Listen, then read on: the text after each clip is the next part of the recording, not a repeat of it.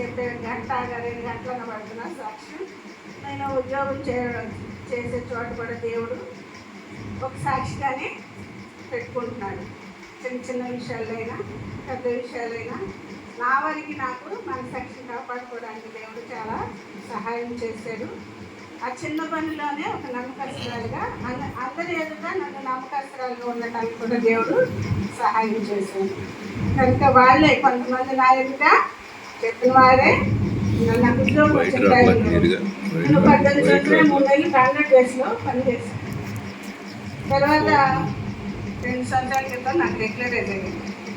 జగన్ గారు వెళ్ళిపోయే టైంలో ఆయన రెగ్యులరైజ్ చేశారు కొంతమందిని. చేస్తే ఆ టైంలో ఒక ఆఫీసర్ గారు ఆర్డర్స్ వచ్చేసిన తర్వాత ఆయన స్వీట్ తీసుకెళ్ళి ఇచ్చాను. సార్ మాకు రెగ్యులరైజ్ అయింది కదా స్వీట్ తీసుకొచ్చి ఒకసారి ఇస్తే ఆయన అన్నారు, ఏమన్నారంటే అది నా గొప్పతనం గురించి చెప్పట్లేదు, కానీ దేవుని కలిగి మనం ఉండి దేవుని అదే మన మనస్సాక్షిని కాపాడుకుంటూ అన్ని సందర్భాల్లో ఎక్కడ ఉన్నా మనం ఎక్కడ పని చేస్తున్నామో అక్కడ, ఎక్కడ ఉద్యోగం చేస్తున్నామో అక్కడ, ఇంట్లో పని చేసుకుంటూ ఉంటే ఇంటి దగ్గర ఎక్కడ మనం బ్రతకడానికి ఏదో ప్రయత్నం మనం చేస్తూ ఉంటాం. అక్కడ నమ్మకంగా మనం ఉన్నప్పుడు ఖచ్చితంగా అందరూ మనల్ని గుర్తిస్తారు. దేవుడు దేశంలోనే నమ్మకస్తులైన వారికి దేవుడు ఎదురు చూస్తున్నాడండి. నాకు ఆ విషయంలో ఆయన ఏం చెప్పారంటే, రెగ్యులరైజ్ చేశారు సార్ నెక్స్ట్ వీక్ అంటే ఆయన ఏమన్నారంటే, అమ్మ వీక్లేగా చాలామంది ఫీల్డ్లో కూడా చేస్తారు. చాలామంది మేము ఆఫీస్లో స్టాఫ్ ఫీల్డ్లో చేసేవాడిని నేను చాలామందిని చూశానమ్మా. నా విషయంలో ఆయన 2-3 సార్లు నేను చేసిన పనిని బట్టి ఆయన నా మీద ఒక నమ్మకం కలిగిందనమాట. ఆయన కలిగిన దాన్ని బట్టి మాట్లాడింది ఏంటంటే, ఫీల్డ్లో చాలామంది ఉన్నారమ్మా, వాళ్ళు అసలు ఎలా ఉంటారంటే కొంచెం జీతమైన ఈ జీతం కూడా వాళ్ళకి వేస్ట్ అనుకున్న రోజులు ఉన్నాయి నాకు. కానీ మిమ్మల్ని చూసిన తర్వాత ఈ డివిజన్లో ఇలాంటి వాళ్ళు కూడా ఉంటారా అనిపించింది. మీ నమ్మకాన్ని బట్టి దేవుడు ఒకరికి మేలు చేయడానికి నాతో పాటు వాళ్ళందరూ కూడా రెగ్యులరైజ్ అయింది కదా, గవర్నమెంట్ అయింది. అయ్యేదానికి ఆయన ఏమన్నారంటే, ఒకరిని బట్టి అనేక మనకి వాక్యంలో ఉంది కదా, ఒకరిని విధేయత వలన అనేక విధేయులుగా అదే అవిధేయులుగా ఉంటే వాళ్ళు కూడా అనేకులు అవిధేయులుగా అయిపోతారు. అందుకే ఆ విషయంలో ఆయన ఏం చెప్పారంటే, ఒక్కడి వల్ల అనేకులకు లాభం కలుగుతుందని మీ ద్వారా నేను అనుకుంటున్నాను. అంటే అలాగా ఎందుకు అన్నారంటే, నేనేమో ఆయనకి ఎప్పుడు నేను మాట్లాడలేదు, దేవుడి గురించి ఏం చెప్పలేదు, ఏం చేయాల 2-3 విషయాల్లో నేను ఆయన చేయమన్న పనిలో అది నమ్మకంగా చేసి చూపిస్తే ఆయనకి ఏం కుదిరిందంటే, ఇంకేదన్నా చెప్తే మైండ్లో పెట్టుకుంటారు, ఖచ్చితంగా మర్చిపోరు, ఖచ్చితంగా అది సాధించే వారికి పట్టుబడతారు. ఆవిడ చెప్తే అది కరెక్ట్. చిన్న విషయం పిన్ కోడ్ కావాలి ఆయనకి. ఒకసారి నేను ఆఫీస్లోకి అప్పుడు ఇంకా వెళ్ళలేదు, అక్కడ ఒక 4-5 ఆయన దగ్గర ఉన్నారు. అప్పటికే మన ఇక్కడ ఏరియా పిన్ కోడ్ ఎంత అని అడుగుతుంటే అందరూ చదువుకున్న వాళ్ళే, నాకన్నా ఎక్కువ చదువుకున్న వాళ్ళు ఉన్నారు. అక్కడ పిన్ కోడ్ చెప్తున్నారు. వాళ్ళు చెప్తుంటే అది కరెక్టేనా అంటున్నారు. ఈలోపు నేను వెళ్ళాను ఇలాగ ఆఫీస్లోకి. అదిగో ఆవిడ వచ్చారు, ఆవిడ అడుగుతాను అనేసి, అమ్మ ఇక్కడ పిన్ కోడ్ ఎంత అన్నారు. నేను చెప్పాను వెంటనే, ఏంటి 533-106 సార్ అన్నాను.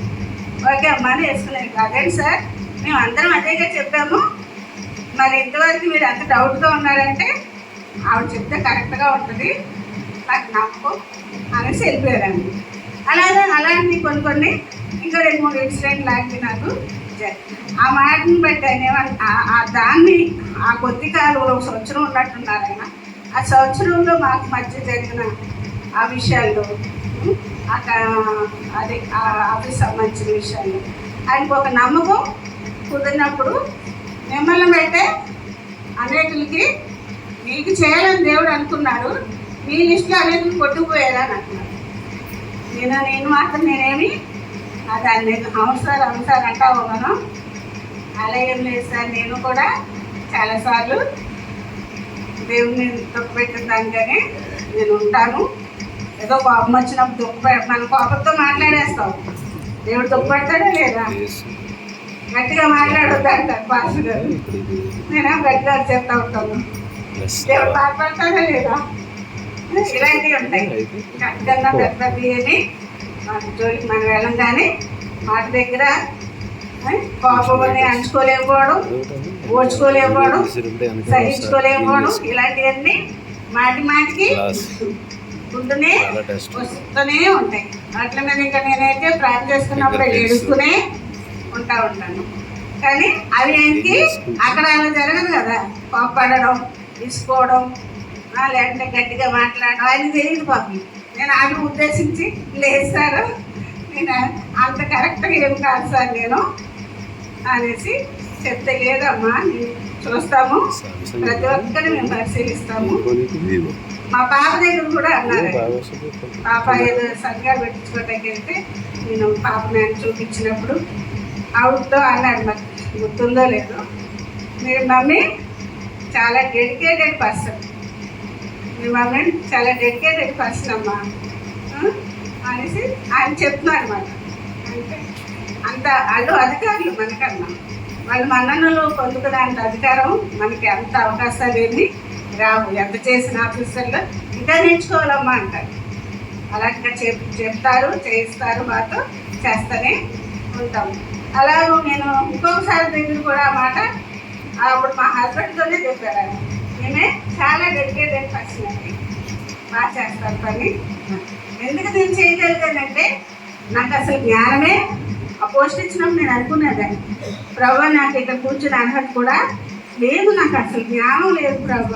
ఒక అటెండర్గా ఉంటే శుభ్రంగా గిన్నెలు నా చక్కగా నీట్గా కప్పులు అయ్యి పెట్టేసి చక్కగా తుడమంటే శుభ్రం తుడిసేద్దును, టేబుల్ క్లీన్ చేయమంటే చేసేద్దును.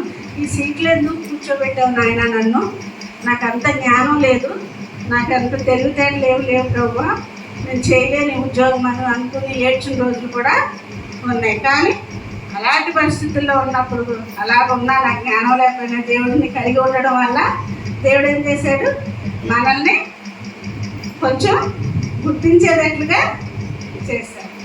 కాబట్టి మనం దేవుడిని వెంబడించినప్పుడు దేవుడికి నమ్మకస్తులుగా మనం యథార్థవంతులుగా కనబడాలి.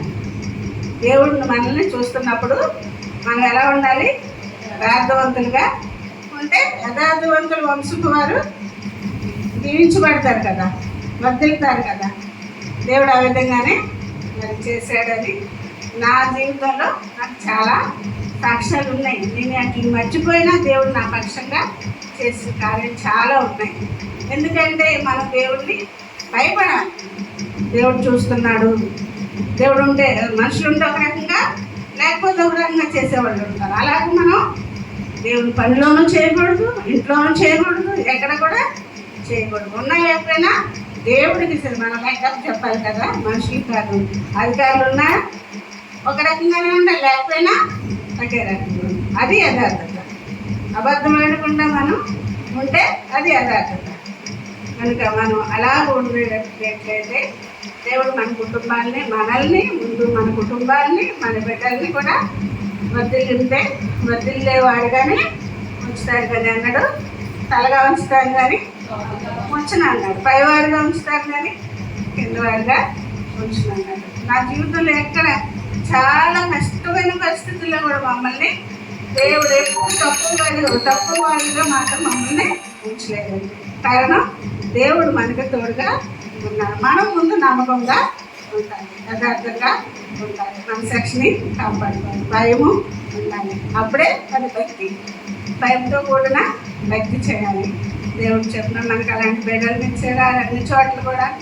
మరి మన అదృష్టం అది.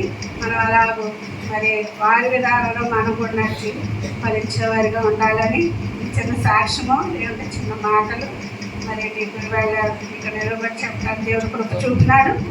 మరి నేను మా కుటుంబం కొరకు, మా కొరకు ప్రార్థన చేయండి. అక్కడ సేవ కొరకు మీరు కూడా చేయాలని కోరుకుంటున్నాను. వందనాలు.